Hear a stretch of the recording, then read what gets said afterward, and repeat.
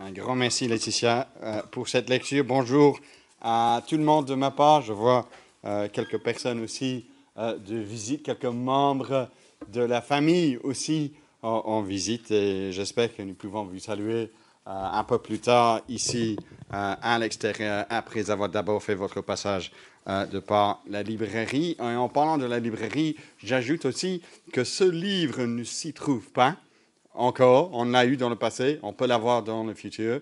Être membre d'une église locale, c'est assez similaire à l'autre, redécouvrir l'église locale dont parlait Benjamin. Mais pour ce qui est la dernière partie du texte que nous allons traiter aujourd'hui, la partie sur les clés du royaume, le pouvoir des clés, on dit en ce qui concerne Pierre et l'Église, j'ai trouvé ça assez utile. Donc si ce que je vous dis un peu plus tard ne vous satisfait pas suffisamment, alors je vous renvoie vers ce livre pour aller creuser cela un peu plus. Parce que bien entendu, vous comprenez, nous ne pouvons pas mentionner tous les détails un dimanche matin d'un texte, mais s'il y a des détails où vous vous dites, mais ça, je dois creuser encore, tant mieux, ça nous donne soif d'aller découvrir plus de ce que le Seigneur nous dit dans sa parole. Alors, je vais vous demander de prier avec moi avant d'aller plus loin. Gardez ça toujours sous les yeux, c'est utile. Matthieu 16, nous essayons dans cette église, nous ne le faisons pas parfaitement, mais nous essayons de prêcher la parole, pas prêcher ce qui nous vient à l'esprit en tant que prédicateur.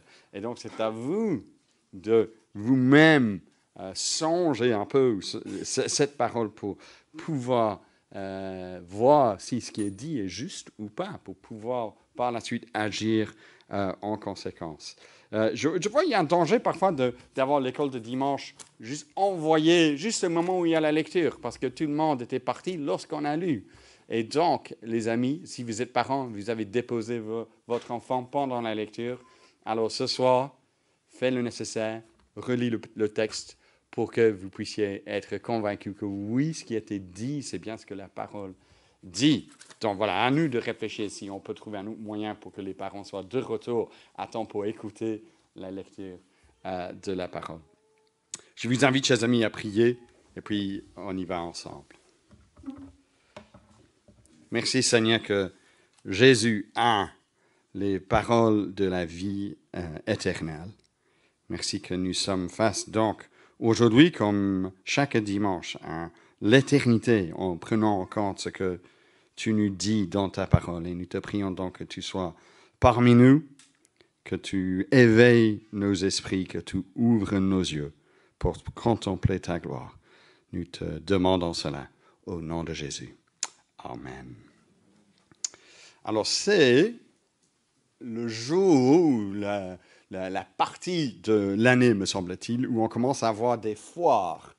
Il y en a un, je pense, en dessous de là où on habite, au Derrième, ou qui est sur le point de commencer. Ça m'a fait penser aussi à la foire du Midi. Est-ce que vous êtes habitant à Bruxelles et vous n'avez jamais fait la foire du Midi? Il y a une foule de personnes.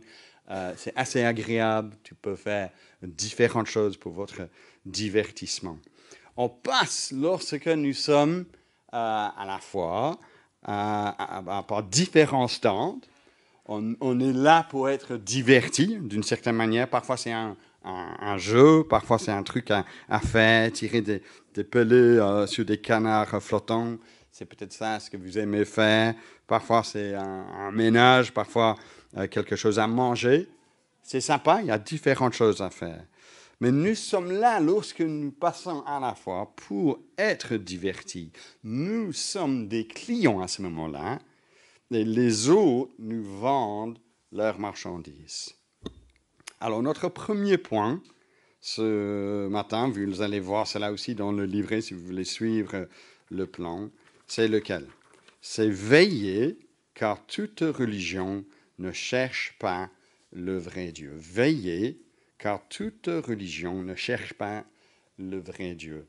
On voit cela au verset 6, lorsque Jésus parle à ses disciples, « Veillez à vous garder du levain des pharisiens et des sadducéens. » Nous voyons cela aussi au verset 11, « Gardez-vous du levain des pharisiens et du sadducéen. » Mais qu'est-ce que donc le levain des pharisiens et des sadducéens? Verset 1. Ils cherchent à mettre Jésus à l'épreuve. Comment? Ils lui demandent de leur faire voir un signe venant du ciel. Jésus les appelle, verset 4, une génération mauvaise et adultère, car ils recherchent un signe. J'imagine, certains d'entre nous réagiront à ceci en se demandant, mais qu'est-ce qui ne va pas avec cette demande-là? Pour un signe, n'est-ce pas légitime de demander un signe? Après tout, Jésus ne cherche-t-il pas des disciples? N'y a-t-il rien de mieux que de faire quelques signes comme preuve de son identité? Et la réponse à ces questions est non. Car nous ne sommes pas, selon Jésus, à la foire. Nous qui jouons le rôle de client, qui soumet sa marchandise religieuse devant nous, et nous, par la suite, nous avons le loisir de juger si nous daignons ou pas de croire à ces signes. Dans un tel cas de figure, c'est les pharisiens et les sadducéens, ici, qui estiment être bien placés, eux, pour accorder le cachet de l'homme de Dieu authentique à Jésus. Mais Jésus ne permet pas cela. Non, c'est mal barré, cette tentative de mettre Jésus à l'épreuve, de se croire être client et Jésus le marchand. Jésus, d'ailleurs, se moque d'eux d'une certaine façon dans les versets 2 et 3. Vous voyez ça? Vous êtes capable de regarder le ciel pour faire des prévisions de la météo? Ciel rouge le soir, il fera beau. Rouge sombre le matin. L'orage qui arrive, oui, on peut toujours faire ça. Vous savez discerner l'aspect du ciel, il dit, mais vous ne pouvez pas discerner les temps. Quel temps? Le temps de la venue de Jésus, de la venue du royaume des cieux, le royaume de Jésus. Quelle est la preuve qu'il n'arrive pas à discerner les signes, le temps? La preuve, c'est qu'il demande un signe. Parce que Jésus vient de donner dans le chapitre 14 à manger pour 5 000 personnes, avec les enfants, les épouses, les femmes, probablement 15 000 personnes. Il vient de guérir des malades, de chasser des démons, de marcher sur les eaux. Des signes, chers amis, il y en a. Ce n'est pas les signes qui sont la source de la foi. Il faut comprendre cela. Nous verrons cela un peu plus tard aussi. Mais que s'il y a une foi authentique en Jésus-Christ, alors nous comprendrons les signes. Ce qui reste pour les pharisiens et les sadducéens, dit Jésus, c'est uniquement le signe de Jonas. Jésus, quelques chapitres plus tôt, au chapitre 12, il a déjà évoqué ce signe-là, tout comme Jonas a été 3 jours dans le ventre du grand poisson, de même Jésus lors de sa mort, et ensuite sa résurrection, pour 3 jours, il aussi va faire de même. Les hommes de Ninive, si vous connaissez un peu l'histoire de Jonas, se sont tournés vers Dieu suite au message de ce Jonas. Et c'est eux, disait Jésus au chapitre 12, qui jugeront ceux qui rejettent la signification d'un signe encore plus grand que ce signe de Jonas. Jésus, mort et ressuscité. Ils n'auront que ce signe-là. Cela signifie qu'ils seront jugés parce qu'ils ont rejeté ce salut qui vient de Christ, celui qui est plus grand que Jonas. Voilà pourquoi donc il faut veiller, dit Jésus, à ne pas tomber dans ce genre de religion dont les pharisiens et les sadducéens font preuve. Et ce qu'il faut comprendre, c'est qu'il ne s'agit pas d'une religion mauvaise, avec M majuscule. Si les pharisiens étaient parmi nous ce matin, on serait, comme je le suis avec vous tous, bien entendu, impressionnés. Parce que les pharisiens, qu'on n'oublie pas, étaient sérieux par rapport à leur foi, respectueux de la part de leur prochain. Ils avaient une bonne morale, ils étaient là avec leur Bible ouverte. On dit souvent que nos filles se marient à de telles personnes. Ce sont des personnes de confiance. Mais ça m'a frappé aussi en lisant cette semaine le chapitre 15 qui précède notre chapitre, que les disciples, et si vous avez ça, vous pouvez voir cela, les disciples, eux aussi, les disciples de Jésus, avaient du respect pour des pharisiens, les sadducéens. Ce sont des repères religieux en Israël de l'époque. Verset 12 du chapitre 15, ils disent à Jésus, les disciples, « Sais-tu que les pharisiens ont été scandalisés d'entendre ces paroles ?» Jésus venait d'accuser les pharisiens d'honorer Dieu de leurs lèvres, mais leur cœur était éloigné de lui. Et c'est comme si les pharisiens disent, « Mais attends, Jésus, tu t'as froissé un peu les pharisiens, tu sais ça, tu te rends compte, tu viens de faire ça aux pharisiens. » C'est peut-être un peu contre-productif, non, quand même. Ce sont des gens honnêtes. Comment Jésus répond-il au chapitre 15 toujours? Il répond, verset 13, « Toute plante qui n'est pas plantée par mon Père céleste sera déracinée. » Ce n'est pas eux, des pharisiens, des sadducéens, qui déterminent la vraie foi.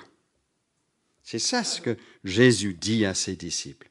C'est Jésus et son Père qui déterminent la vraie foi. Ne pas être en train de discerner ce que Jésus est en train de faire, c'est d'être alors dans le camp des aveugles, dans le verset suivant, le verset 14 du chapitre 15.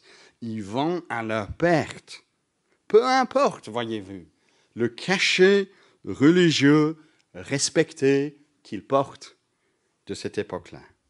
Ils rejettent Jésus. Ils refusent de voir la portée des signes que Jésus a effectués depuis son entrée en scène. Ils cherchent, si vous voulez, à protéger à tout prix la propre autorité religieuse. Ils sont par conséquent menacés par Jésus. Ils se disent, quelle ironie, être ceux qui attendent le Messie. Mais le vrai Messie vient et ils le rejettent. Alors Jésus dit de veiller par rapport à ce genre de levain. Et ce levain continue à être présent aujourd'hui, vous le savez. Le cachet religieux reste un repère dans la société occidentale, pour certains d'entre nous en tout cas. De voir des hommes religieux avec des habits impressionnants, dans des bâtiments impressionnants, avec des cérémonies impressionnantes. Sûrement, tout ce sérieux religieux compte pour quelque chose, on nous dit. Mais toute religion ne cherche pas forcément le vrai Dieu. Il faut comprendre cela. Car souvent, derrière la religion, il y a un rejet de Jésus-Christ, un mépris pour certains éléments de ce qu'il dit dans sa parole. Et alors, si c'est le cas, nous faisons preuve d'un mauvais levain, que nous soyons juifs, musulmans, catholiques, protestants libéraux. Dans chaque système que je viens de citer, ces quatre-là, c'est la parole de leur système, la Torah, le Coran, la tradition du magistère de l'Église, la raison humaine qui porte autorité sur la personne de Jésus. Jésus est donc rejeté aujourd'hui par des religions comme imposteur par des Juifs. Il est réduit à un simple prophète par des musulmans.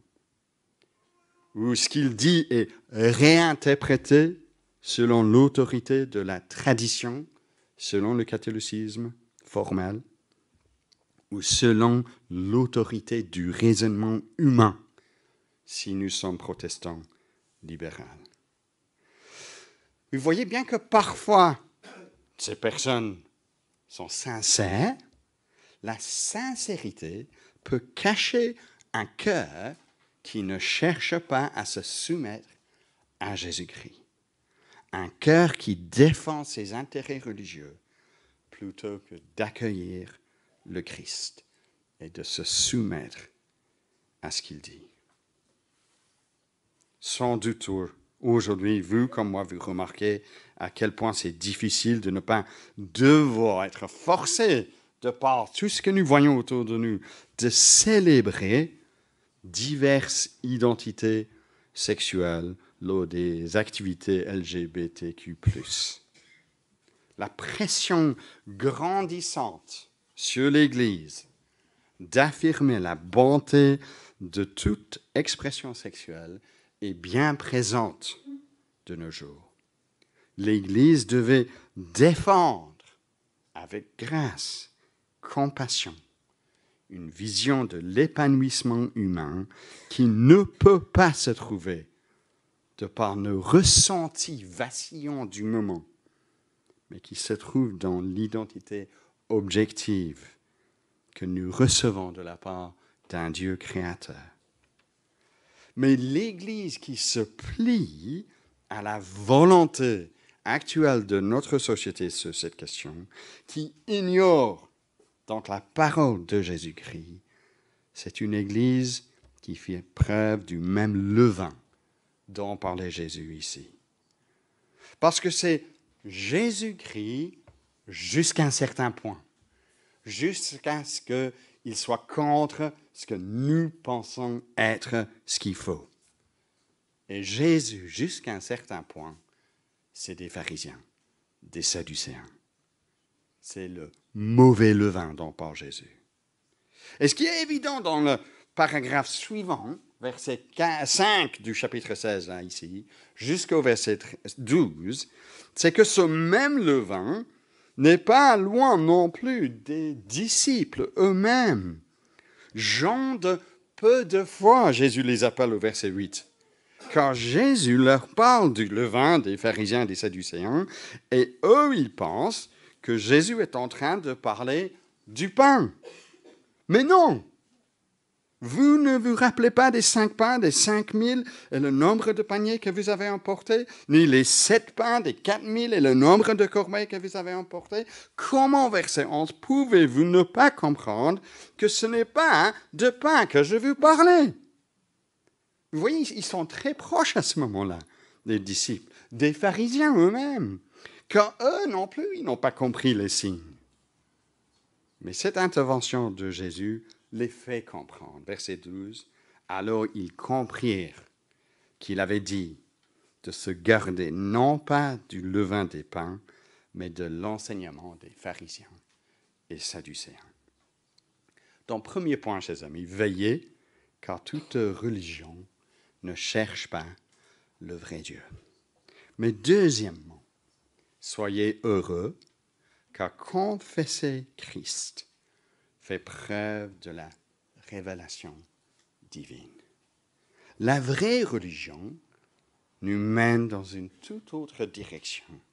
Car au verset 13, après être arrivé dans la région de Césarée de Philippe, Jésus se tourne vers ses disciples et il leur demande, au dire des gens, qui est le Fils de l'homme? Ils dirent, pour les uns Jean le baptiseur, pour d'autres Élie, pour d'autres encore Jérémie ou l'un des prophètes. Et pour vous, leur dit-il, qui suis-je? Simon-Pierre répondit, toi tu es le Christ, le Fils du Dieu vivant. Et oui, c'est un moment clé dans l'évangile de Matthieu. Jusque-là, les évangiles ont donné quelques indices, oui, que les disciples croyaient que Jésus était le Christ, le Messie, loin de Dieu, le roi désigné par Dieu pour régner, qui, selon l'Ancien Testament, devait régner pour toujours. Jésus a parlé de son règne, déjà dans l'évangile de Matthieu. Au chapitre 14, les disciples ont déjà confessé comme étant le Fils de Dieu. Mais ici, la désignation qu'il est le Christ, celui qui devait venir, est pour la première fois sur leurs lèvres. Bien sûr, la portée complète de ce que cela signifie les échappera encore jusqu'à la résurrection. Mais c'est tout de même un marqueur important. Le Messie, le Christ, il commence à appeler un peuple autour de lui qui confesse son identité. Les chefs de l'ancien peuple, de Dieu, d'Israël, les pharisiens, les sadducéens, rejettent Jésus. Mais certains se tournent vers lui. Certains d'un arrière-plan juif de l'ancien peuple, certains d'un arrière-plan non juif. Nous avons vu ça la semaine dernière avec la femme qui, elle, est guérie par Jésus. Et qu'est-ce qui définit ce nouveau peuple? Verset 17, Jésus lui dit, « Heureux es-tu, Simon, fils de Jonas, car ce ne sont pas la chair et le sang qui t'ont révélé cela, mais mon Père qui est dans les cieux. » La chair et le sang, c'est ce qui relève de l'homme, de notre humanité. Et Jésus affirme que cette déclaration de Pierre n'a pas l'homme comme source ultime.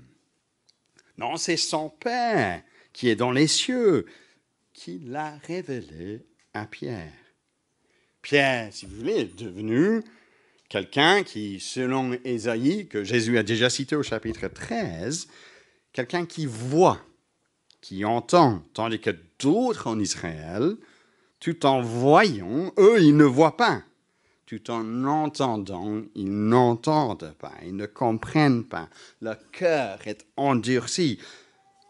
Mais ceux qui voient, ceux qui comprennent, font preuve d'une illumination grâce à la révélation de Dieu. Une révélation qui a lieu à travers les actes, les œuvres, les paroles, la personne de Jésus-Christ.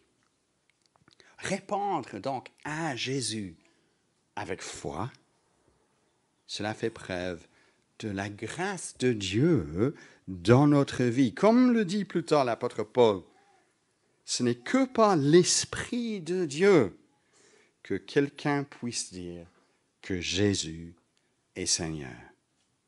Cette nouvelle communauté se construit autour d'une réponse par la foi à la révélation divine. Et cette révélation vient de Jésus, car qui est Jésus? Le Fils de Dieu, la représentation parfaite de Dieu le Père, celui qui a l'autorité de Dieu, celui qui révèle le Père, celui qui est Dieu. Et que dit Jésus à Pierre par rapport à ça? Soyez heureux si c'est votre cas. Heureux es-tu, Simon, fils de Jonas. Être chrétien, donc, c'est d'être quelqu'un en qui le Père a œuvré pour que nous voyions. Être chrétien n'est pas simplement donc une étiquette religieuse grâce à une appartenance familiale. Ce n'est pas une case à cocher sur un formulaire. Non, c'est plus. C'est un privilège d'appartenir, d'être membre d'une équipe.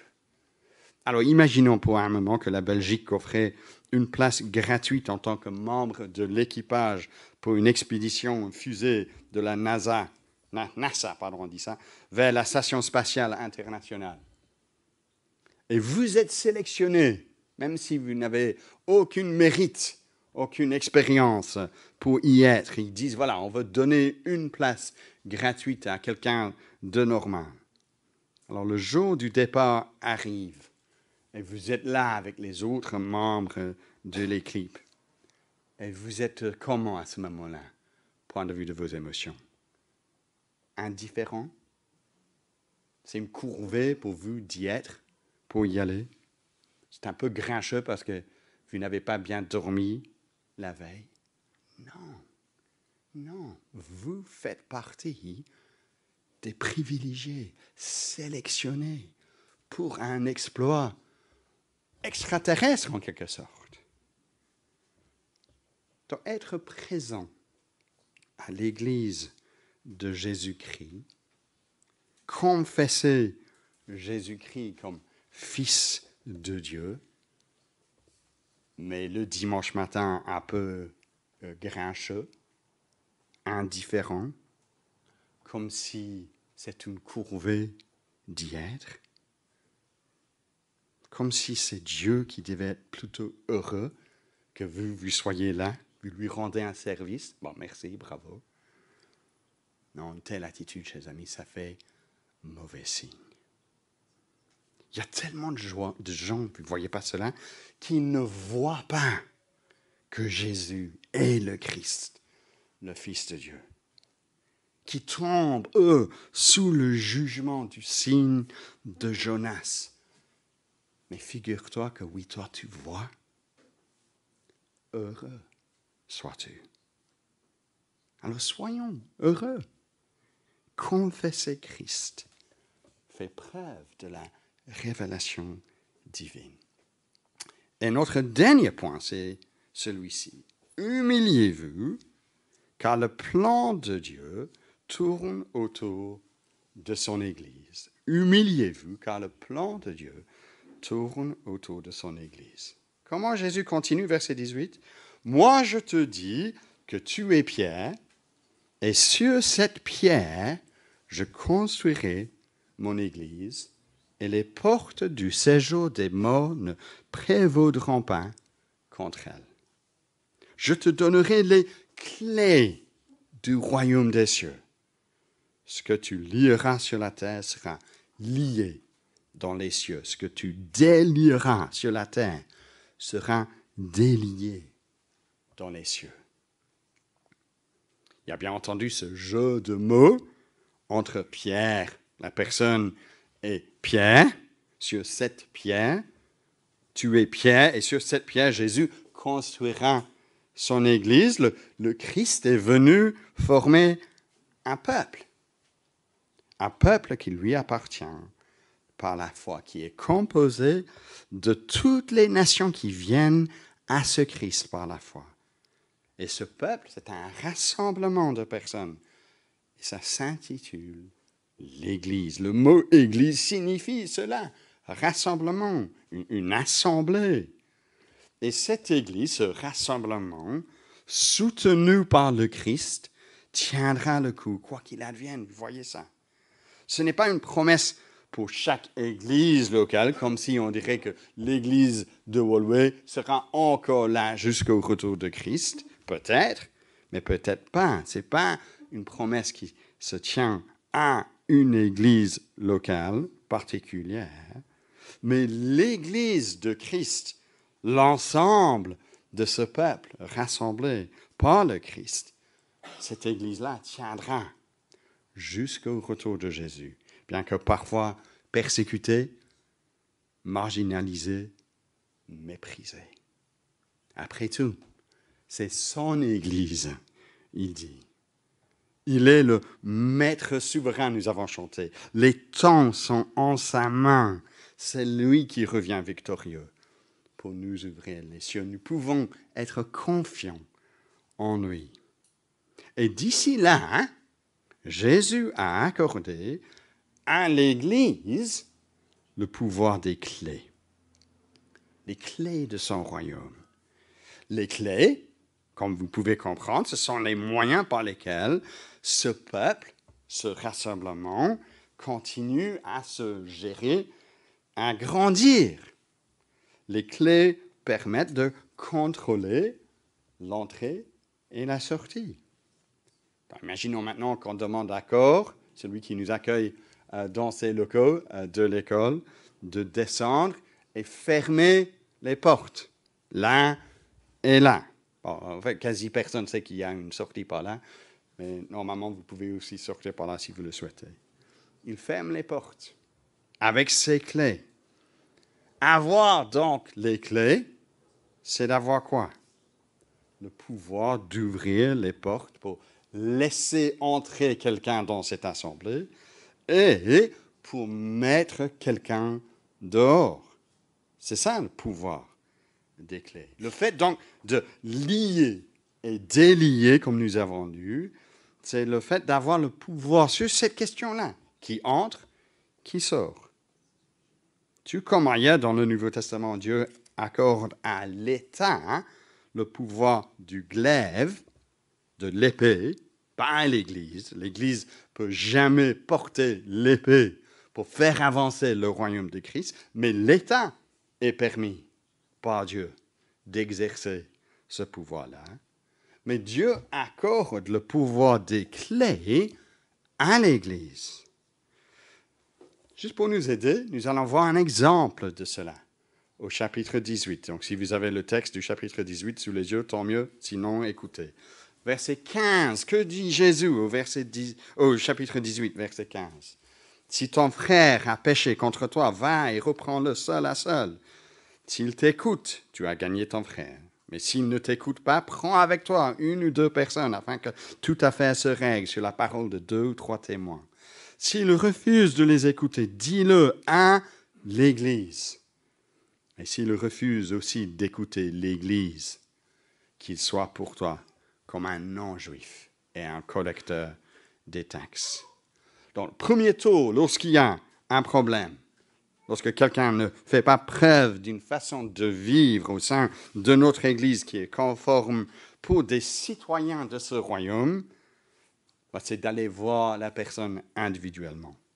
Deuxième tour, c'est d'en parler avec 2 ou 3. Troisième tour, si la personne refuse toujours, c'est d'en parler à l'Église. Deuxième mention du mot Église, ici dans l'Évangile de Matthieu. Et que faire s'ils n'écoutent toujours pas? Alors le dernier tour, c'est qu'ils soient traités comme un non-juif et un collecteur des taxes. C'est-à-dire qu'ils ne soient plus considérés comme appartenant à ce peuple, membre de ce royaume. Et que dit Jésus ensuite, verset 18? Amen, je vous le dis, tout ce que vous lierez sur la terre sera lié dans le ciel. Et tout ce que vous délierez sur la terre sera délié dans le ciel. Vous voyez, c'est l'Église, vous, les disciples de Jésus, qui autorise cette dernière étape d'expulser quelqu'un, d'excommunier quelqu'un. Cela aide, je pense, avec cette question fort débattue maintenant quand on revient au chapitre 16. Quand Jésus dit à Pierre que c'est sur cette pierre que je construirai mon Église. Mais quelle pierre? La personne de Pierre, Pierre-Simon, ou Simon-Pierre, pardon, ou la confession de Pierre que Jésus est le Christ, le Fils du Dieu vivant. Alors, si nous sommes protestants, nous préférons que ce soit plutôt sur la confession de Pierre que Jésus est le Christ. Si nous sommes plutôt catholiques, nous préférons la première possibilité, que c'est Pierre, la personne, Simon-Pierre, dont il parle, car cela semble renforcer la primauté de Pierre. Et du coup, selon certains, l'office de la papauté encore aujourd'hui.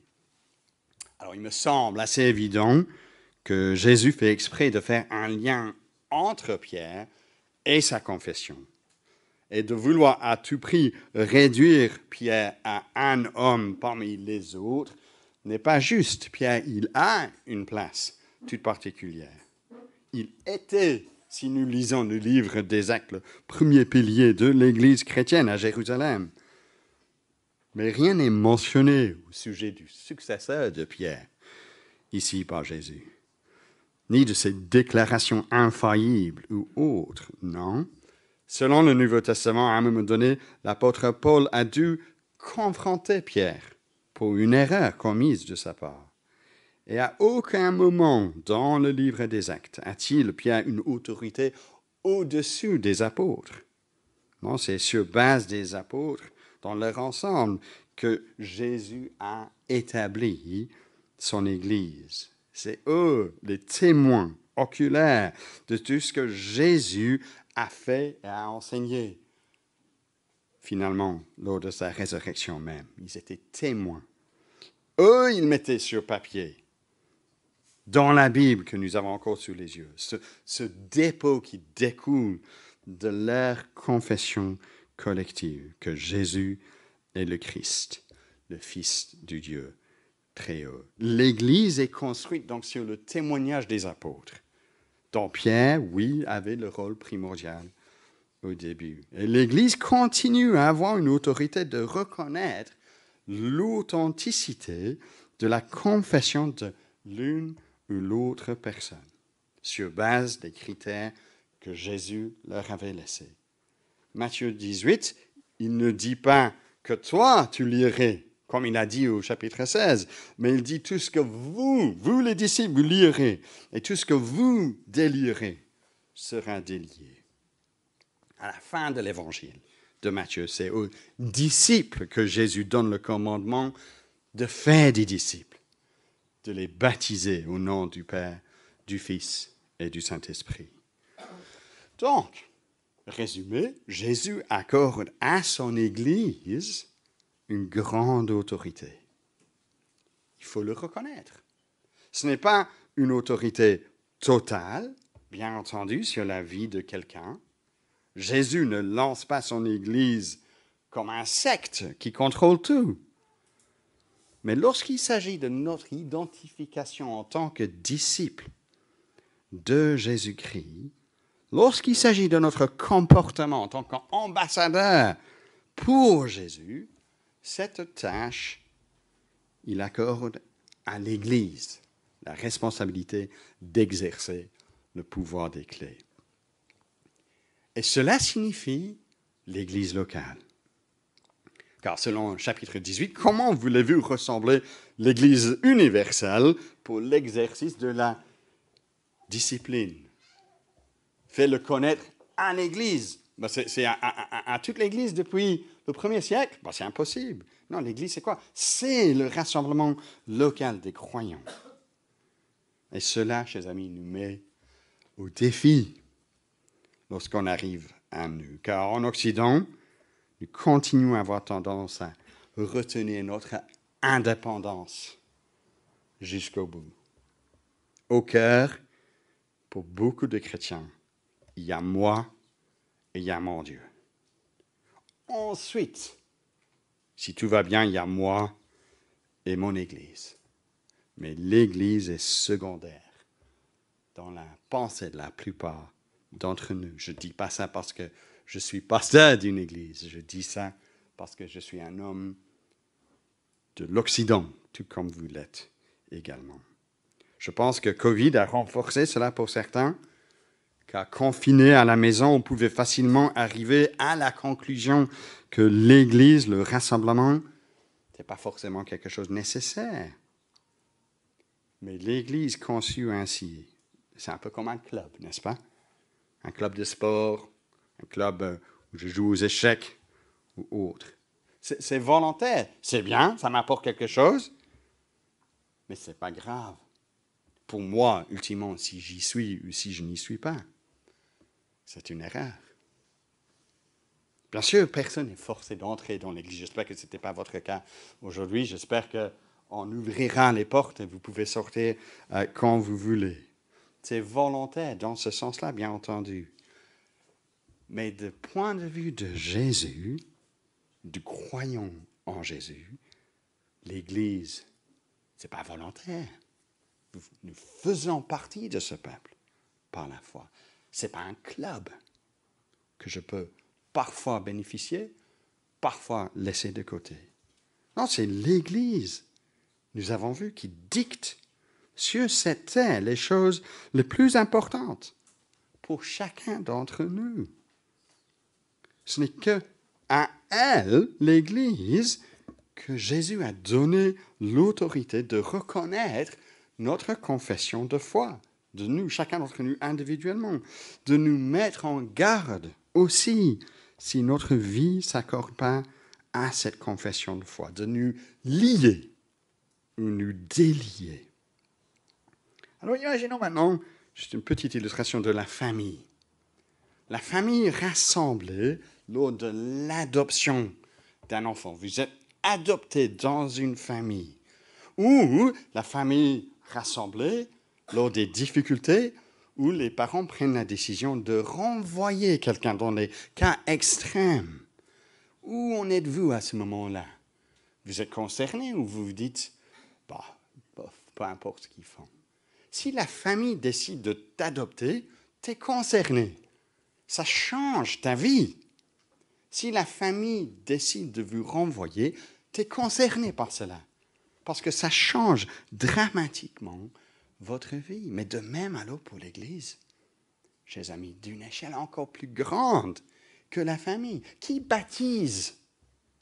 Qui met quelqu'un sous discipline dans la vie du croyant?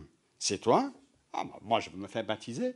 Je prends la piscine, je me fais baptiser. C'est bon, non? C'est moi et mon Dieu, et c'est ça ce qui compte. D'ailleurs, j'ai une fois connu un pasteur qui a fait un peu le baptême pour lui-même dans ces circonstances-là. Et ça m'a toujours touché.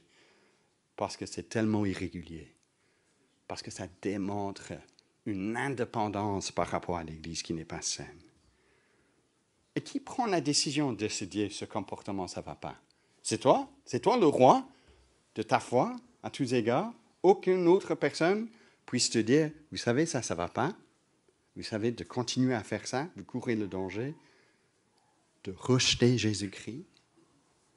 Non, c'est à l'Église que Dieu donne la possibilité de confirmer votre adoption, vous accueillir formellement dans l'Église, le peuple de Dieu, et aussi parfois de vous avertir que vous courez le danger de ne pas rester dans ce peuple de Dieu. Alors ça met en lumière, n'est-ce pas, le problème de fréquenter l'Église régulièrement, mais de ne pas être baptisé en tant que disciple. Parce qu'à ce moment-là, vous gardez pour vous-même l'autorité d'Église. C'est moi qui décide si je suis disciple ou pas. Mais Jésus a donné l'autorité à l'Église. Donc faites-vous baptiser, c'est de vous soumettre à Jésus-Christ par rapport au pouvoir qu'il a accordé à l'Église. D'où vient le problème de ne pas fréquenter une assemblée de façon régulière pour que l'Église puisse exercer cette discipline commune lorsqu'il est nécessaire. Mais si je ne viens que ponctuellement, comment voulez-vous que le peuple de Dieu dans son ensemble arrive à discerner ce que c'est notre profession de foi? Humiliez-vous, dans le sens où nous nous soumettons à l'autorité de Jésus-Christ exprimée dans son Église, car le plan de Dieu tourne autour de son Église. Nous chantons, nous avons chanté, tout genou fléchira, toute langue confessera que Jésus est Seigneur.